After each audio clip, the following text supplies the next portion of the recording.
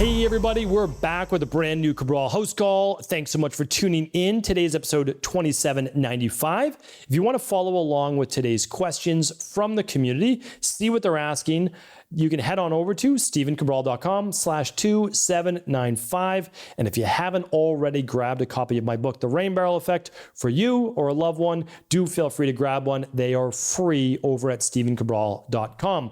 You just pay the shipping. I pay to print the book. It's about $7.50 to print it, and it's about $7 or so to ship it. You pay for the shipping. I pay for the printing of the book. I'm looking to get that book in as many people's hands as possible. And even if there is any profit at all, which there's not, it's only if you buy it from Amazon, I actually donate 100% of all profit to charity from that book. So let's get that information out to people. It shares with you exactly how we become unwell and unhealthy. And then the second half of the book is how to reverse that and actually get your health back. All right, let's dive into today's show. All things health, wellness, anti-aging. I'm just going to open up the document right now from my team. They do such an amazing job putting together all of these questions and also all the behind the scenes work. People don't know that it literally takes a small army to be able to get out all those social media posts, the YouTube videos, and put all the questions together, get all the direct messages together, the comments, etc. So really appreciate my team and all they do to be able to answer all the different questions. All right, so let's get started. First question is from Kelsey. Kelsey says, "Hi, Dr. Ball. I started tracking my blood sugar because I wanted to see if coffee was knocking me out of a fasted state. Turns out my fasting glucose levels are elevated, consistently 100 to 110 upon waking and after a prolonged fast. I won't go into everything I do health-wise, but I'm very active and have no energy issues and eat well. I run a little anxious, high cortisol, etc. I have normal insulin and hemoglobin A1C. Would the stress, mood, and metabolism test be your go-to here?" All right. Yeah, great question, Kelsey. Appreciate you writing in. And 100%. That's if you only run one lab, it would be the stress, mood, and metabolism. And if you run two, I would run the minerals and metals test. All right. So those are without a doubt the two labs I would run, and I would run both of them if you're able to. So we want to do is find out why you run higher blood sugar and even coming out of a fasted state. So it's my theory. Again, I'm not providing any medical diagnosis, medical cures, medical treatment plans, or medical advice of any kind. What I want to share with you, though, is that we often see people that run higher anxiety, higher stress, well, their body is simply always in an elevated state of blood sugar. I've got a lot of webinars on this. I have a lot of podcasts on this. I have a lot of shows on intermittent fasting on this. So if you go to stevencabral.com/IF, that's intermittent fasting, you'll find all of my shows on intermittent fasting. And you'll find the shows of why people have elevated blood sugar and they shouldn't be doing intermittent fasting for longer periods of time, because those people, it creates higher levels of cortisol. Cortisol, being a glucocorticoid, actually breaks down liver glycogen and it starts to raise your blood sugar without you even eating carbohydrates. So that's very detrimental and it places a lot of strain on the nervous system. So I would love you to go deeper and we can certainly help you with the at-home lab testing, but also there's a lot of free podcasts out there as well. All right. So check that out. All right. Kelsey, maybe Kelsey again, it says, from Kelsey, "Hi again, Dr. Ball. I know you have a million podcasts on blood sugar, but I didn't find any on my particular question. What are your thoughts on longer fasts for someone who consistently has slightly elevated blood sugar levels, 100 to 105, even after 24 to 36-hour fasts? My blood sugar will remain around 100. Curious on whether or not fasting would be helpful in this situation. Lastly, is it possible for someone's normal blood sugar to just be higher than the standard?" Okay, great questions. So instead of just looking at my shows on blood sugar, look at my shows on intermittent fasting, okay? So I think that that'll be helpful. The second thing is I definitely, since you're the same Kelsey, run those two labs. If you don't run anything else, run those two. All right. The third is that it is not normal, though. Again, I'm not providing medical advice, but it's not normal to have a waking blood sugar level above a 95. Okay, it's really not. Because in the future, I don't know how old you are, it can lead to then pre-diabetes, or it can lead to elevated levels of inflammation. So we really want your levels between a 75 and 90 upon waking. That's really the gold standard that we're looking for. Anything else, we know that there's going to be a larger amount of inflammation from the elevated blood sugar. Now, seeing that your blood sugar is not really coming down after 24 to 36 hours, I would start to look at cell membrane dynamics as well as the body's ability to produce insulin properly. So how we can look at this is just simply looking at insulin levels on something like a stress mood and metabolism, or again, running this with your PCP or endocrinologist. We would also want to look at a test that looks at your omega-6 to omega-3 levels. If you have elevated levels of omega-6s, this could be affecting your cell membranes, and I would love to know that as well. That's called the inflammation test, and you could run that too. So essentially, we're looking at not enough insulin being produced, or we're looking at the cell membranes not allowing the glucose into the cells, even if there is enough insulin. And the third reason, that you might just be higher stress than you know, and your body's always breaking down more glucose to keep up with stress and cortisol. So how I see it, without providing you a medical diagnosis, there are at least three main things that we want to look at. And the other is just simply nutrient deficiencies. Maybe you're low on chromium and zinc and copper and magnesium and vitamin D3 and B vitamins. If you're low on any of those, you're going to have elevated blood sugar. So I know that I've been kind of saying more and more labs, but if possible, you run the big 5 labs, you'll find all of this out. So that's why the big 5 labs are invaluable. I mean, they really are. I know there's a cost to them. EcoLife gets you them basically at cost. Like, these are the most inexpensive way to get at-home lab tests, and they come with a coaching call. So you can either do that with EcoLife, or you can do it with an integrative health practitioner level 2. And that's totally fine as well. It doesn't have to be with us. I just want you to know that I promote a lot of things health and wellness, and that's because I know it's going to help you get well, but it never has to be through EcoLife or anything that I talk about. It really doesn't, but just know the information is out there, and I would love for you to run that big 5. All right. So those are all at stevencabral.com/shop. Click on the labs tab. You'll see what they are.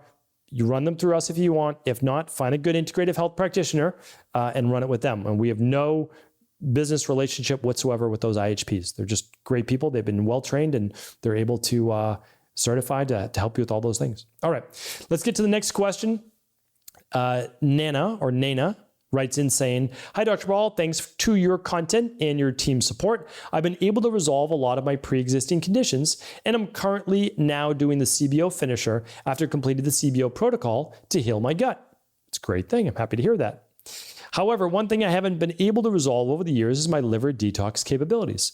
I have trouble detoxing food chemicals like salicylates, and even though taking the daily activated multivitamin helps, I'm still unable to eat high salicylate foods. I can't even get through the EcoLife detox when I try to titrate. My salicylate bucket really fills fast, and I get super inflamed all over again. How can I support my liver to better detox? Should I minimize fats like ghee and red meat? What can I do to finally heal? It's a great question. Okay, so I have a podcast on high salicylate foods. I have a podcast on high histamine foods. I have a podcast on high lectin-based foods. I have a podcast on high oxalate-based foods. Why am I talking like this? Here's why. In the beginning, if you're sensitive to histamines or lectins or oxalates or salicylates, we know that in the beginning, it's best to eat a lower amount of those foods so you don't what? Fill up your rain barrel. But we also know that these things all have an underlying root cause. Sometimes it is nutrient deficiencies, and sometimes it is overall toxicity. And oftentimes combined with those, there's gut-based issues. Intestinal permeability, leaky gut, etc. It looks like you are now healing yours. So don't be surprised, because you wrote in 2 months ago, don't be surprised if you're becoming less and less sensitive to salicylates. It takes weeks and months, right? It took me years to fully overcome my high histamine issues, but you'll get there as the immune system becomes more balanced. It doesn't happen overnight, but it can happen and will happen. So the first thing we do is we again, lower our salicylate intake. We eat foods that are low in salicylates, but then what we want to do, there's a product called Daily Detox Support. And you may get great benefit from taking that on a daily basis, along with something like a psyllium husk and a calming magnesium, in order to continue to move the bowels and any toxic absorption through the bowels as quickly as possible. The alkalizing vitamin C is very powerful for that as well. That's where I would start and continue to work the process you're on right now. Maybe also test to see if you have heavy metals, and if so, begin to lower those heavy metal levels as well, which are inflammatory and can then exacerbate any of these sensitivities. Thank you, Nana, for writing in. All right, Bettina is up next. Hi, Dr. Ball. Thank you for the great podcasts and products. My husband is from Italy, and when we go there to visit family, we are typically there for a minimum of 7 days. This means my mother-in-law's amazing pasta dishes for lunch and dinner. What should I do in order to keep the weight off? I bring my NutriBullet so that I can make a smoothie with the DNS in it, but my mother-in-law is amazing in the kitchen and is not well seen to... And it is not well seen today not to her food or even to eat very little food, as there is often more dishes and they're amazing. Okay, I see what you're saying. Just a little voice text, I think. Basically, you don't want to offend your mother-in-law by not eating her cooking. I get it. I bring the digestive support, but what else should I do? Even if I eat smaller portions of pasta and the eggplant lasagna, etc., I'm quite sure I will gain weight, as this happened each year so far. Thank you for your advice in advance. All right, Bettina, here's the simple part to it. Over 7 days, what you do in 7 days is not going to dictate the other 51 weeks of the year. So here's the thing. You could do this. You could do a detox, 7-day detox right when you get home, and you'll just take the weight off. Like, that's the easiest answer. Because sometimes, let's say you go to Italy, you're eating authentic foods, you're enjoying yourself. You know, I don't think that you always need to be worried about all the foods that you're eating. If, again, your digestive system is in good track and you're feeling good, right? Of course, I would take the gluten, dairy, support. Of course, I would take digestive enzymes. I would do that. I would try to get an intermittent fast in of 14 hours to maybe 16 hours every single day, while you're there. Like, yeah, these are things that I would do. Try to go on long walks, try to walk with the family after the meal. Those are all things I would absolutely do. But there's also a time and place to say, you know what, I'm going to enjoy myself. Now, I don't know if that's where you're at right now, but I know for sure if you gain 5 pounds when you're over there, I know when you come back and do a 7 or 14 or 21 day detox, you'll take all the weight off. So if it's really just about that 1 week, I don't want to tell you to fill your body with foods that aren't healthy for you or anything like that. But if you want to, enjoy yourself. I mean, really, enjoy yourself. If not, okay, then we can go to a little bit higher level. Like you said, you can do a daily nutritional shake in the morning. It can just be with water if you want. Continue then your fast until lunch, and do then lunch and dinner with what your mother-in-law is making. And again, try to do as small a portion as possible. Take your gluten and dairy support. Maybe even take the universal binder, if you need to. What else could you do? Especially if you're drinking any alcohol. You could use Fatlocity system while you're over there, which is going to help speed up the metabolism, right? So those are all things that you could do, but sometimes it's part of life, and you'll do your detox when you get home. So that's up to you. All right. Hopefully that was helpful. Can we get one more question? We can. Let's get a question in from Nicole. Nicole says, have any natural recommendations for broken capillaries on the face? I feel like I've tried it all except laser at this point. Thank you. Okay. So Nicole, I'm an underlying root cause kind of guy. What I look for is why the broken capillaries in the face. So I would actually look at oxidative stress. I would look at it from, believe it or not, some people get broken capillaries in the face from vigorous exfoliating of the skin. That's one. Another one could be really high levels of heat. So getting, really hot. Some people it happens in the sauna, sometimes not. And usually it doesn't over the long term because you're reducing inflammation. And sometimes it's dietary. So eating inflammatory based foods, not broken capillaries, but a rosacea can sometimes be higher levels of yeast and candida in the body. So the other part is this. What I've seen work really well are things like the immunity protocol. And I know this can sound strange, which is zinc and copper, vitamin D3, and alkalizing vitamin C.